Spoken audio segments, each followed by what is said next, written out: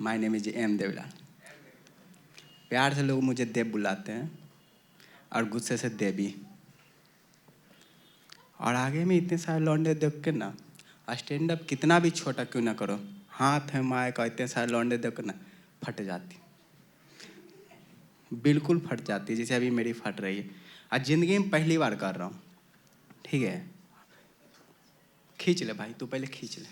नहीं तू खींच ले, पहले खींच ले, खींच ले, तू खींच ले, देख। और खींच खींच, नहीं तू खींच पहले। 100 रुपया मेरे को बस लाना, तू खींच खींच खींच। अरे शर्मा क्यों रहा भाई, मेरे को फट रही, तू खींच ना। हो गया, मेरे को व्हाट्सएप पर कर दियो, ठीक है, पोस्ट करना रहता है फेसबुक पर। हाँ तो मैं कहाँ था, ये जो सामने दिख रहा है ना, इसको देख के मेरा दोस्त का याद आ गया। फर्क बस इतना कि इसका बाल है, उसका बाल नहीं था। सर का, गलत मत समझना। अच्छा तुम लोग सोचो, एक माँ अपने बेटे से कितना प्यार कर सकती है? बहुत। बट उससे कई ज़्यादा मेरा दोस्त अपने बालों से प्यार करता है। बाल मतलब हेयर स्टाइल।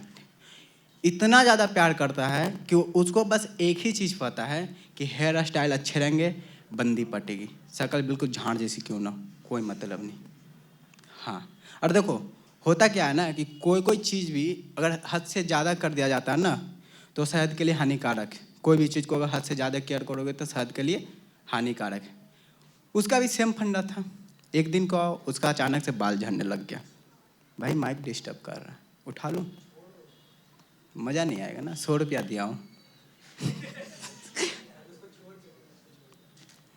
जिंदगी भी छूटी हुई है। हाँ तो हुआ क्या कि जैसे अचानक से उसका बाल झड़ने लगा, ठीक है। और देखो एक होता बाल झड़ना कि ऐसे किए बाल झड़ रहा है, बाल बरसते थे उसके, बिल्कुल लाइव बाल झड़ते थे कि बाल झड़ रहा है, तुम देख सकते हो बाल झड़ रहे, सच में झड़ रहे हैं। वो दिखाता भी मेरे को ऐसे था, देखो यार बाल झड़ रहे हैं। मैं कहता था हाथ पे क्या, मुंह पे साफ साफ दिखाई दे रहा है कि तेरा बाल झड़ रहा है। वैसे हंसी नहीं आ रहा हो आप लोग ना।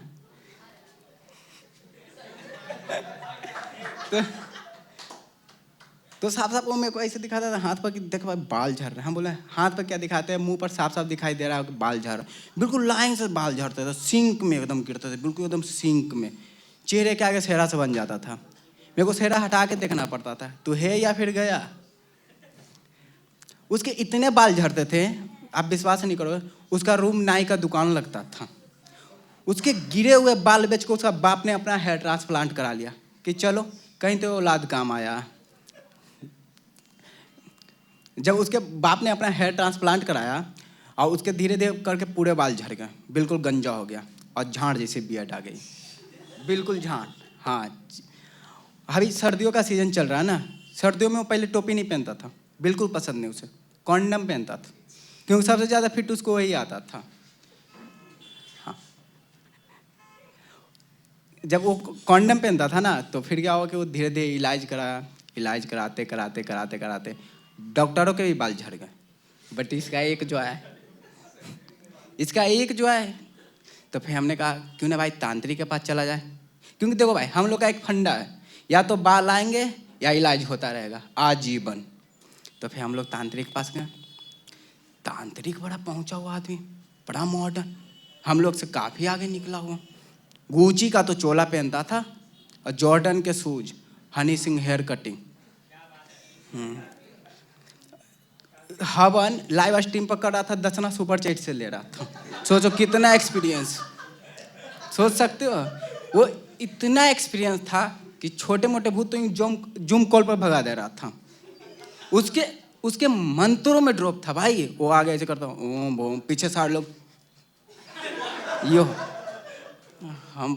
हम बोले गुची वूची बाल बड़ा सही है यार। तब बोले कि बाल तो आज ही हमने कटवाया, वो क्या ना हमने हनी सिंह के फैन है। एक दिन क्या हुआ कि एक भूत पूरे परिवार के सहित आ गया और जाके ही ना दे, बड़ा कहा बड़ा समझाया फिर भी ना जा, तो हमने हनी सिंह का भोलोमोन बजा दिया।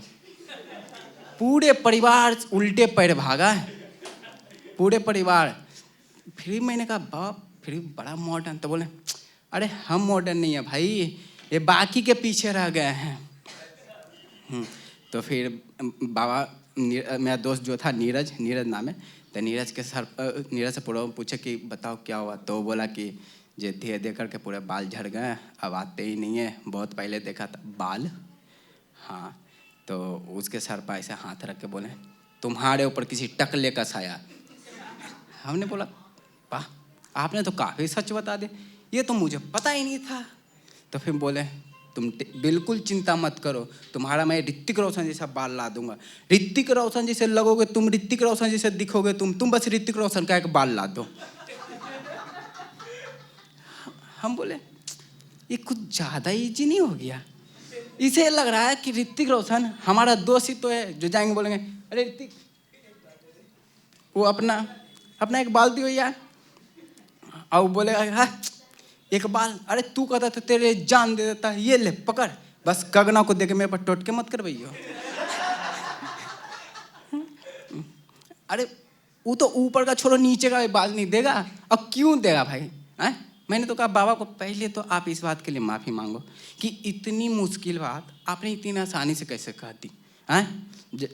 जे ऋतिक रोशन का बाल लाना भाई, कोई गुमती पर चैनी खैनी नहीं कि जाया और ले आया। मैंने कहा ये ना हो पाएगा, कुछ और बताओ। तब फिर बाबा बोले कि जे ठीक है, एक ऐसे इंसान का बाल ला दो जिसका लंबा और घना बाल हो। तो नीरज के एक चाचा हैं जिनके काफ़ी लंबे और घने बाल हैं, उसके इतने लंबे और घने बाल हैं कि कभी कभी वो इंसान अपने बालों में फंस के गिर जाता है। तो वो गया मस्त अपने चाचा का एक बाल लेके आया, बाबा को दिया। बाबा देखे कतई टेढ़ा बाल। अरे रुको, बिल्कुल स्प्रिंग, दबाओ तो बहुत सारा।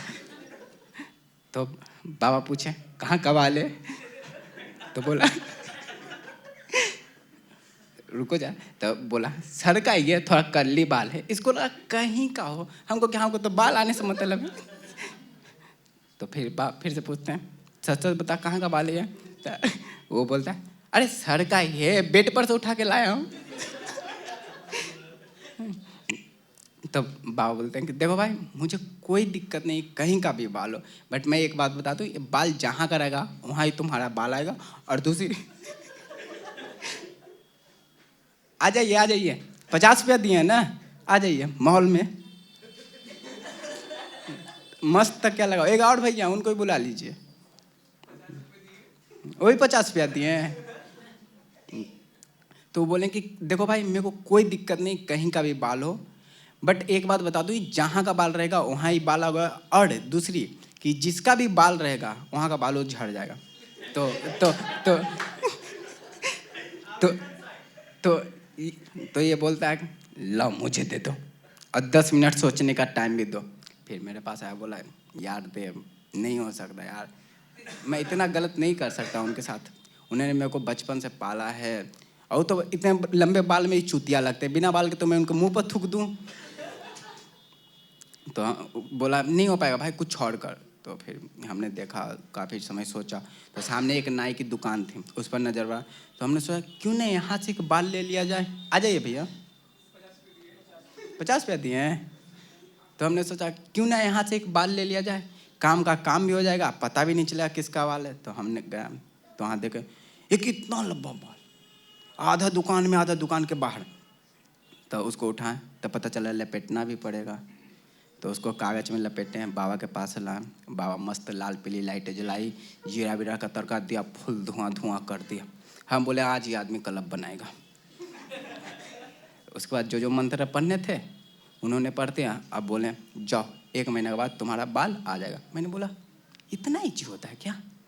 हाँ, सारे लोग डिग्री लिए बैठे पड़े हैं, उनसे नहीं हो रहा, ये कुछ विधि के विधान के विरुद्ध नहीं हो गया? मेरे को पक्का यकीन था कि बाल नहीं आएंगे, ठीक है, बट आप लोग बिलीव नहीं करोगे, ठीक 1 महीने बाद उसके बाल आने स्टार्ट हो गए। मैंने बोला भाई गजब, और वो एकदम से खुश पूरा एकदम कि बाल आ गए बाल आ गए। तो हम बोलेंगे भाई जो इसके वजह से बाल आया, एटलीस्ट उसको तो थैंक यू बोल दो चल के। तो हम गए मस्त मिठाई वगैरह लिए गए, तो मस्त एकदम बाबा बाबा करते ही जा रहा, हम भी तो पहुँचे। तब देखे तब बाबा एकदम मस्त गंजे में और गुस्से में एकदम बैठे हुए हैं। तो मस्त एकदम गंजा और गुस्से में बैठे हुए हैं। तो फिर हम तभी मेरे को आइडिया आ गया कि ये जो नाई के दुकान पर लंबा वाला बाल लिए थे वो इन भाई साहब का था। मेरे को फिगर आउट हो गया, बट मेरे दोस्त का कोई आइडिया नहीं। वो मस्त मजे में जा रहा है और बोलता बाबा बाबा बाबा। अब जैसे वहाँ पहुँचा तो बोलता और क्या हो बाबा, अब बी पाक पसंद आ गया क्या? बस थैंक यू, इतना ही है। फर्स्ट टाइम था। आई होप आप लोग को अच्छा लगा होगा।